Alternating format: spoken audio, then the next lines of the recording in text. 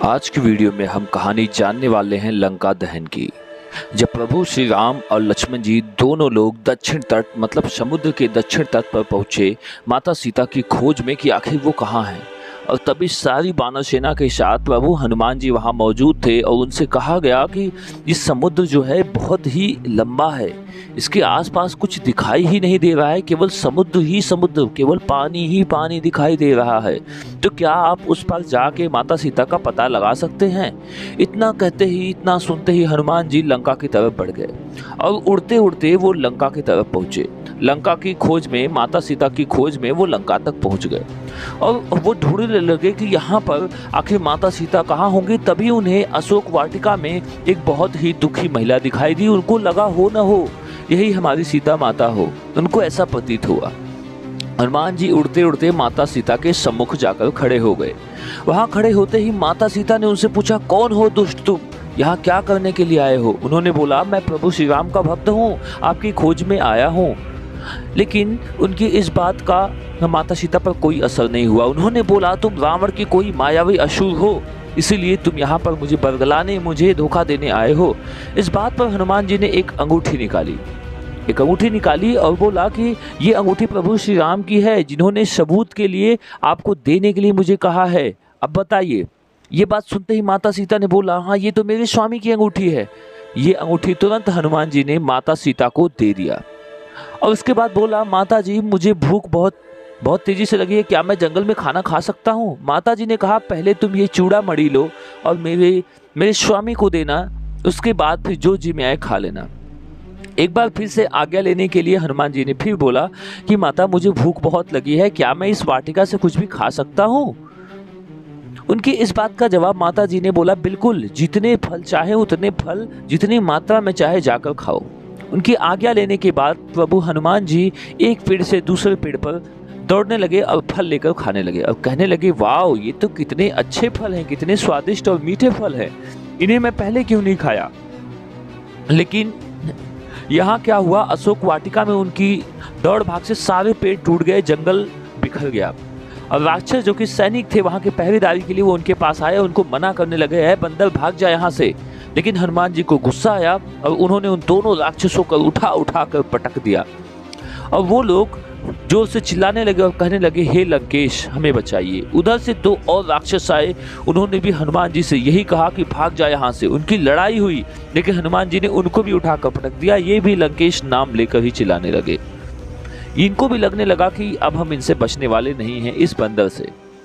इधर क्या हुआ, ये सूचना धीरे धीरे करके रावण के पास पहुंची। आप देख पा रहे हैं कि रावण के पास जब एक खबर पहुंची तो रावण उस समय राज दरबार में बैठा हुआ था। रावण को बहुत ही गुस्सा आया, आखिर ये कैसा बंदर है। उन्होंने अपने पुत्र अक्षय कुमार से बोला कि पुत्र जाओ और उस बंदर को मेरे सम्मुख लाओ, मैं उसे अपने अनुसार दंड दूंगा। उन्होंने अक्षय कुमार से बोला कि जाओ और उस बंदर को जल्दी लेकर आओ, मैं उसको अपने अनुसार दंड दूंगा। अक्षय कुमार ने पिता की आज्ञा ली और 2-3 राक्षसों को लेकर उस बंदर के सम्मुख पहुंच गया। वहां पहुंचने के बाद उसने बोला, ए बंदर जल्दी से मेरे साथ चल, वरना मैं तुझे मौत के घाट उतार दूंगा। हनुमान जी ने बोला, तू कौन होता है मौत के घाट उतारने वाला? हनुमान जी ने इतना कहते ही नीचे पैरों से उसको पकड़ा और उठाकर पटक दिया। जैसे ही उठाकर पटका उसके प्राण पखेरु उड़ गए, वो मर गया। उसकी मौत की खबर लंका नरेश लंकेश तक पहुंची, क्योंकि दोनों राक्षस भी डर कर भागे और लंकेश तक पहुंचे और उसकी मौत की खबर जो है वो लंकेश तक पहुंची। लंकेश और भी क्रोधित हुआ, उसको लगा मेरे पुत्र को मारने वाला ये कैसा बंदर है। उसने तुरंत ही अपने बड़े पुत्र, जिसको ज्येष्ठ पुत्र बोलते हैं, मेघनाथ से बोला, मेघनाथ तुम जाओ और उस बंदर को बांध कर मेरे सम्मुख लाओ, मैं उसको अपने अनुसार दंड दूंगा। ये कोई साधारण बंदर नहीं ले रहा है, ये बहुत ही मायावी बंदर लग रहा है, इसको लेकर आओ। मेघनाथ ने अपने पिता से आज्ञा ली और 2-3 राक्षसों को लेकर वह हनुमान जी के सम्मुख आया और हनुमान जी को बोला कि मैं तुम्हें अपने पिता के यहाँ ले जाने आया हूँ, बंदर यहाँ से सीधे साधे चल सको। हनुमान जी ने बोला, मैं सीधे साधे नहीं जाऊंगा, मुझसे लड़ना हो तो पहले लड़ाई कर लो। उन्होंने फिर एक पेड़ उठाया और उठाकर मेघनाथ के ऊपर फेंक दिया। जैसे ही फेंका वो पेड़ मेघनाथ के ऊपर गिरा और मेघनाथ गिर गया और वो मूर्छित हो गया, बेहोश हो गया। लड़ने की तो बात ही दूर है, वो बेहोश हो गया। जब उसकी नींद खुली तो वो हनुमान जी से युद्ध करने लगा। लेकिन हनुमान जी उसके हर एक बार का जवाब बहुत ही आसानी से दे रहे थे। मतलब हनुमान जी को कोई दिक्कत ही नहीं हो रहा था। इस पर मेघनाद ने ब्रह्मास्त्र का आह्वान किया। उसको लगा ब्रह्मास्त्र के अलावा कोई अस्त्र नहीं है जो इस बंदर को बांध सकता है। हनुमान जी ने सोचा ये ब्रह्मास्त्र का अगर मैंने अपमान किया ये तो ब्रह्मा जी का अपमान होगा।